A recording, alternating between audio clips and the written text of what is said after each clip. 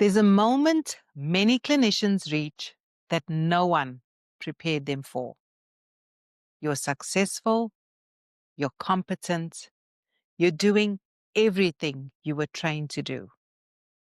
And yet, something feels off. This isn't burnout the way we usually talk about it. You're not falling apart. You're functioning, performing, even showing up. But fulfillment is fading. Energy is leaking. And a quiet question keeps whispering, is this still right for me? Welcome to Awakening, a mini-series for health professionals who are realizing that success without alignment is no longer enough. I'm your host, Dr. Diane, and these episodes aren't about quitting. They're not about fixing yourself. They're about understanding what your discomfort is actually trying to tell you. Because sometimes the problem isn't that you're broken, it's that you've outgrown the version of the work you're still doing. If you've been feeling quietly unfulfilled, emotionally tired, or disconnected from work that once defined you, this series is your invitation to pause and listen. Welcome to Life Beyond Clinical Practice. Now, before we begin, I want to say this gently. This opening episode of the Awakening series isn't for the version of you that wants to push harder, fix yourself, or figure everything out today. It's for the parts of you that has been quietly noticing that something feels off. You're still capable, still functioning, still doing what's expected of you, but there's a definite sense that the work you're doing no longer reflects who you've become. If you've been telling yourself you're fine while something inside keeps asking for more honesty, this conversation is for you. So let's talk about the burnout no one names. The kind that doesn't stop you, but slowly asks you to listen. This kind of burnout doesn't look dramatic. From the outside, everything looks fine. But inside, you know something feels muted, duller, quieter than it used to be. Because this isn't exhaustion and it isn't collapse on the inside. It isn't dissatisfaction in the obvious sense. It's a slow, persistent sense that you've outgrown the work you're currently doing. And I call this quiet burnout. So if you're listening to this, chances are you didn't stumble upon this episode by accident. Some part of you already knows what I'm talking about. So we're going to name the experience today. Quiet burnout often shows up when you've outgrown a role but stay anyway. Maybe not because you're stuck, but because you're capable. You stay because you're good at what you do. You've invested years of training. You value the responsibility. You don't want to seem ungrateful.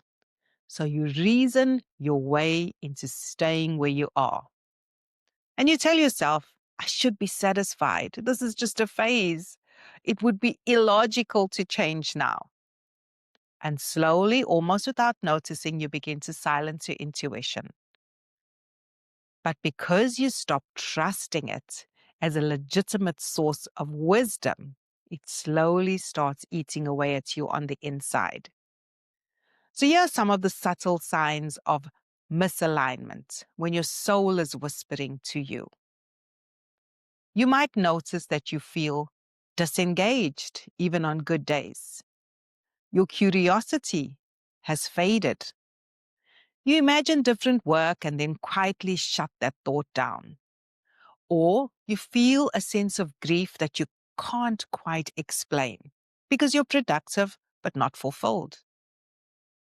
This isn't laziness, this isn't ingratitude, this isn't failure. I'm naming it as misalignment. And misalignment is often a signal that growth has already happened internally before your life had permission to change externally. Now, here's the cost of ignoring your intuition. When the silence accumulates, this is the part many health professionals don't like to hear. But by ignoring your intuition, it doesn't make it go away. It just makes it heavier. And the cost isn't immediate. Over time, you notice a quiet resentment you can't seem to justify, emotional numbness, a loss of confidence, not in your skills, but in yourself. Regret, not for the risks you took, but for questions you never allowed. And perhaps the deepest cost of all, when intuition is ignored long enough, is self-trust begins to erode. Now, there are real reasons why we stay. Most people don't stay because they lack courage. They stay because fear is very good at sounding responsible. Fear says, you don't have clarity yet. Now isn't the right time.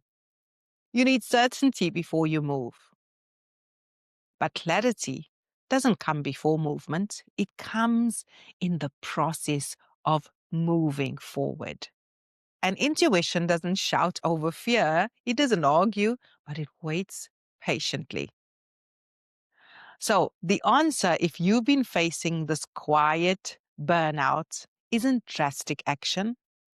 It's reconnection. It's not quitting overnight, not burning it all down right away, but listening, tuning in again, naming what feels heavy without judgment, without being hard on yourself. I challenge you today to notice what feels quietly life-giving, allowing curiosity before commitment, taking one low-risk step towards exploration, just being open to the possibility, and then surrounding yourself with people who normalize reinvention. So I want to reassure you, you don't need certainty, you need permission. If this is how you've been feeling, make 2026 a year of inner truth. Because here's what I believe deeply. 2026 is not a year for overriding your intuition. It's a year for honoring it.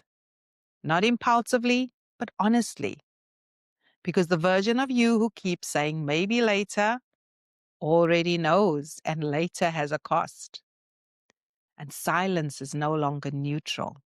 It's a choice that quietly shapes the next decade of your life.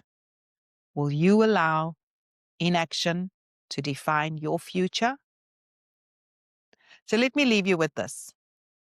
If nothing had to change immediately, if fear wasn't running the conversation, what is your intuition quietly asking for? And you don't need to answer that today, but you do need to stop ignoring it.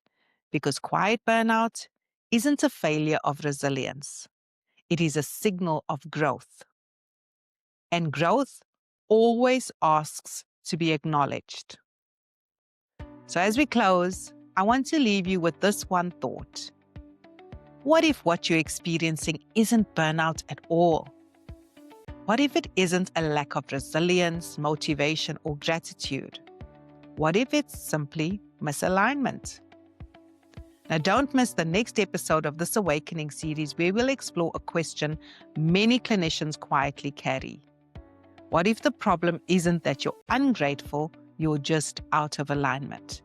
And we'll talk about why so many capable professionals mistake exhaustion for personal failure when it's often just a signal that their values, strengths, or aspirations have evolved beyond the work they're currently doing. So if you've been trying to fix yourself instead of listening to what's asking to change, our next episode will meet you with relief, clarity, and permission. Until then, let this be enough. You're not behind. You're not broken. You're just evolving. So if this episode stirred something in you, let it be an invitation to pause, to listen, and to consider what alignment might look like next. and stick with me for the full Awakening series through to the end of March. And I hope that if you feel stirred enough, that you will join me for the Pivot Crash course and chart your reinvention pathway together. Until next time, goodbye.